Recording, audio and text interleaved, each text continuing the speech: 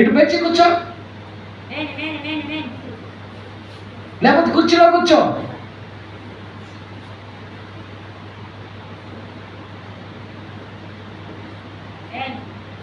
మెచ్చి కూర్చోవాలా.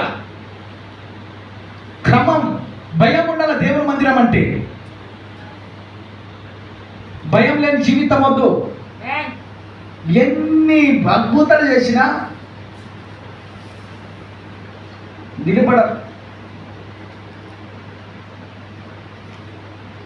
నీకేమైంది? లేకపోతే కూర్చోకపోతే కుర్చీలో కూర్చో, కుర్చీలో కూర్చో.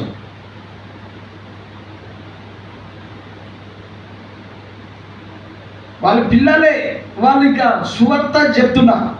యవనస్తులు పిల్లలు ఒకరికొకరు సువార్త చెప్తున్నా. చాలా మంది కొత్త వాళ్ళని వచ్చారు.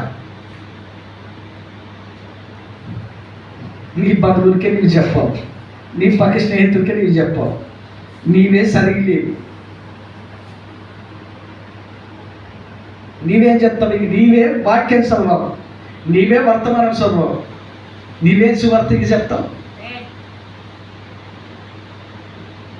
ఏం సువార్త చెప్తావు? ఇంకా